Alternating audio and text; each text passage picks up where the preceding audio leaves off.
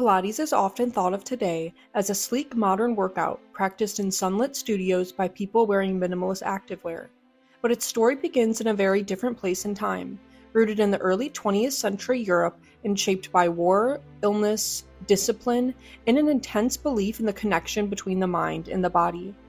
The method was created by Joseph Pilates, who was born in Germany in 1883 and grew up as a sickly child suffering from asthma, rickets, and rheumatic fever, conditions that pushed him to study anatomy, physical training, and a wide range of movement systems in an effort to strengthen his own body. From an early age, Pilates became fascinated with how the human body worked, drawing inspiration from gymnastics, boxing, yoga, martial arts, and ancient Greek ideals of physical perfection, all of which would later blend into the method he originally called contrology. His philosophy centered in the idea that physical weakness, poor posture, and inefficient movement were at the root of many health problems, and that through controlled, precise exercise, guided by breath and concentration, the body could be trained to move efficiently and powerfully. This emphasis on control rather than brute strength was radical at the time, when physical training often focused on rigid drills or extreme exertion. Pilates believed that the mind must guide the body, and that true fitness was not about exhaustion, but about balance, coordination, and awareness. The early development of his method was shaped dramatically by World War I, during which Pilates was interned in England as a German national. While confined in an internment camp, he began teaching fellow detainees exercises designed to keep them strong and mobile, despite limited space and resources. It was during this time that he began experimenting with using springs attached to hospital beds to help injured or bedridden patients maintain muscle strength, a concept that would later evolve into the specialized equipment now associated with Pilates studios. These early inventions reflected his practical mindset and his belief that movement was essential to recovery and health, even under extreme conditions. After the war, Pilates returned to Germany, where his work gained attention among dancers and performers, but political tensions and dissatisfaction with the direction of the country led him to immigrate to the United States in the 1920s. During the voyage to New York, he met Clara Zeuner, who would become his wife and collaborator, and together they opened a studio in Manhattan.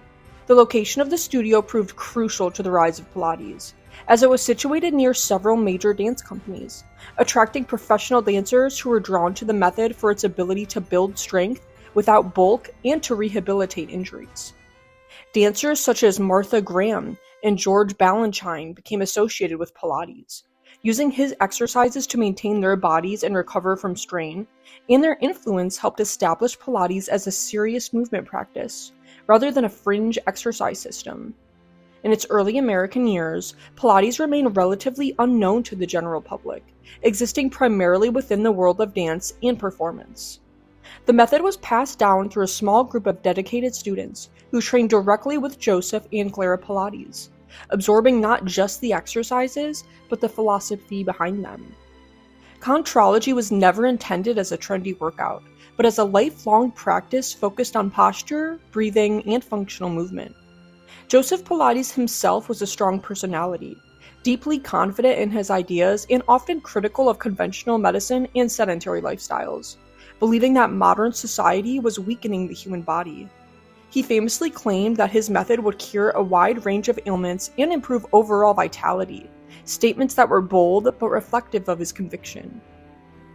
After Joseph Pilates died in 1967, the method faced a period of uncertainty, as it was still largely confined to a niche community and lacked standardized training or widespread recognition.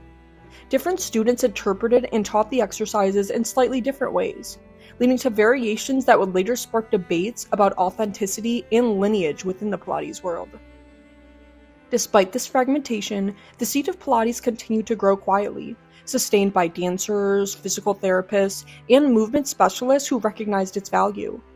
The broader rise of Pilates began in the late 20th century, coinciding with a growing cultural interest in wellness, holistic health, and mind-body practices.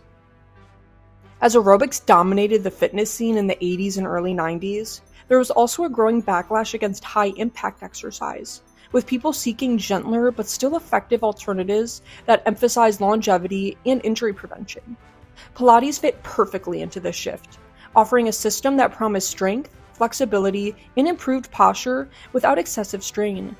Celebrity adoption played a significant role in bringing Pilates into the mainstream, as actors, models, and athletes began publicly crediting the method for their physiques and injury recovery. Media coverage framed Pilates as a sophisticated and intelligent form of exercise, distinct from more aggressive fitness trends. Studios began opening in major cities, and teacher training programs expanded, transforming Pilates from a guarded practice into a commercial fitness industry. This expansion was not without controversy, as debates arose over who could teach Pilates, how closely instructors needed to adhere to the original method, and whether adaptations diluted its effectiveness.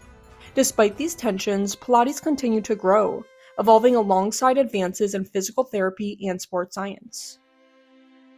Researchers began studying its effects on core strength, balance, and rehabilitation, lending scientific credibility to what had once been viewed as an alternative practice. The term core itself became widely associated with Pilates, reinforcing its reputation as a foundational form of movement rather than supplemental workout. By the early 2000s, Pilates had become a global phenomenon, offered in gyms, boutique studios, and even physical therapy clinics, reaching a diverse audience that extended far beyond dancers. The rise of Pilates also reflected broader cultural changes, including a shift toward preventative health and growing awareness of posture and movement in an increasingly sedentary world. As more people spent long hours sitting at desks or using digital devices, complaints of back pain, joint stiffness, and muscular imbalance became common. The method's emphasis on alignment and controlled movement resonated with people, seeking not just aesthetic results, but functional improvements in how their bodies felt and moved. In recent years, Pilates has experienced another surge in popularity, particularly among younger generations, driven by social media, wellness culture, and a renewed focus on low-impact exercise. Platforms like Instagram and TikTok have transformed Pilates into a visually appealing lifestyle, often associated with calm interiors, neutral tones, and an aspirational image of balance and self-care. While this aesthetic presentation sometimes oversimplifies the depth of the method, it has undeniably broadened its reach. Contemporary Pilates has also diversified, with styles ranging from classical approaches that closely follow Joseph Pilates' original exercises, to modern variations that incorporate elements of strength training, yoga, and athletic conditioning. This adaptability has allowed Pilates to remain relevant in a crowded fitness landscape. Another reason Pilates is so popular now is its alignment with current conversations about mental health and mindfulness. Unlike high-intensity workouts that emphasize pushing through discomfort, Pilates encourages focus, breath awareness, and intentional movement, creating a meditative quality that appeals to people seeking to relieve stress as well as physical conditioning. The method's scalability also contributes to its appeal, as it can be adapted for beginners, older adults, athletes, and those recovering from injury, making it inclusive across ages and abilities.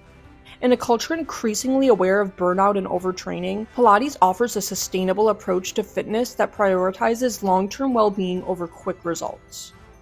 The popularity of Pilates today is also tied to its association with empowerment and body awareness, particularly among women, who make up a large portion of its practitioners. Pilates studios often emphasize community, personalization, and self-improvement without comparison, fostering an environment that contrasts with more competitive fitness spaces. This cultural framing has helped Pilates position itself not just as an exercise, but as a lifestyle practice connected to self-care, discipline, and resilience. While critics argue that the commercialization of Pilates has led to inflated prices and diluted standards, its continued growth suggests that the core principles Joseph Pilates championed remain relevant. The history of Pilates is ultimately a story of adaptation, survival, and cultural resonance, evolving from a personal rehabilitation method into a global movement practice. Its rise reflects changing attitudes toward health, the body, and the role of exercise in daily life, while its current popularity speaks to a collective desire for balance in an increasingly fast-paced world. Pilates endures because it offers something timeless, The idea that strength comes from control, that movement can heal, and that caring for the body is an ongoing practice rather than a destination. Like, comment, and subscribe for daily history and culture content.